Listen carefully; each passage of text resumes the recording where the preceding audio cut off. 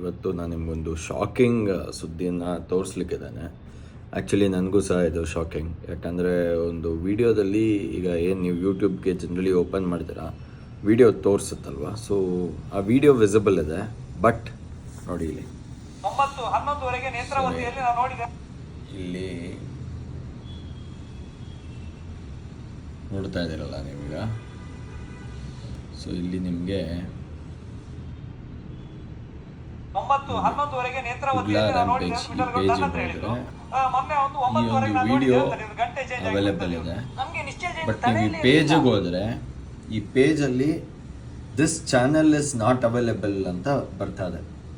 ಅಂದರೆ ಕುಡ್ಲಾ ರ್ಯಾಂಪೇಜ್ ಅನ್ನುವಂಥ ಪೇಜ್ ಮೇಲೆ ಆ ವ್ಯಕ್ತಿ ಮೇಲೆ ಅಲ್ಲಿ ಇಂಟರ್ವ್ಯೂ ಆಗಿ ಅಟ್ಯಾಕ್ ಆದಮೇಲೆ ಈ ರಾಜಕೀಯ ಪ್ರಭಾವವುಳ್ಳಂತಹ ದೊಡ್ಡ ಮನುಷ್ಯರು ಒಂದು ಯೂಟ್ಯೂಬ್ ಚಾನಲನ್ನೇ ತೆಗೆಸ್ಬಿಡ್ತಾರೆ ಅಂತಂದರೆ ಏನು ಗುರು ಇದು ಲೆಕ್ಕಾಚಾರ? ಮೈ ಗಾಡ್, ಹೆಂಗಿದು ಅಂತ. I think this is a very very strong case of influence. ಅಂದರೆ ನಾಳೆ ಸಮೀರ್ ಪೇಜನ್ನು ಇವರು ತೆಗೆಸ್ಬಿಡ್ಬೋದು.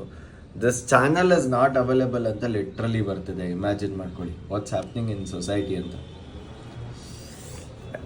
People are speaking about justice for Saujanya. I think it is not just justice for Saujanya ಈಗ. It is actually justice for the entire village of Dharmasthala and surrounding. ಕೇವಲ ಇದು ಸೌಜನ್ಯಗೋಸ್ಕರ ಇದು ಹೋರಾಟ ಆಗಬಾರ್ದು. ಇದು ಆ್ಯಕ್ಚುಲಿ ಅಲ್ಲಿರುವಂಥ ಪ್ರತಿಯೊಂದು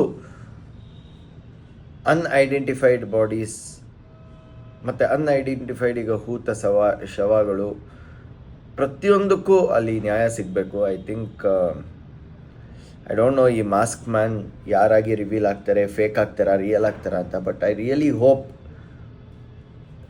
he has come in the form of God to actually end all the evil things which is happening over there ಅಂತ. I hope so man, because ಈ ಥರದ ಒಂದು ಇನ್ಫ್ಲುಯೆನ್ಸು ಮೀಡಿಯಾಗಳ ಮೇಲೆ ಆಗ್ತದೆ ಅಂದರೆ I can't even believe it. ಅದು ಯಾರೇ ಈ ಒಂದು ಕೃತ್ಯ ಮಾಡಿರಲಿ, ಯಾರೇ ಇಷ್ಟೆಲ್ಲ ಒಂದು ಅತ್ಯಾಚಾರಕ್ಕೆ ಮೇನ್ ಹೊಣೆ ಆಗಿದ್ದಾರೆ, let his or her soul rest in peace. ಅಷ್ಟೇ ನಾನು ಬಿಟ್ಕೊಳ್ಳೋದು ಆದಷ್ಟು ಬೇಗ.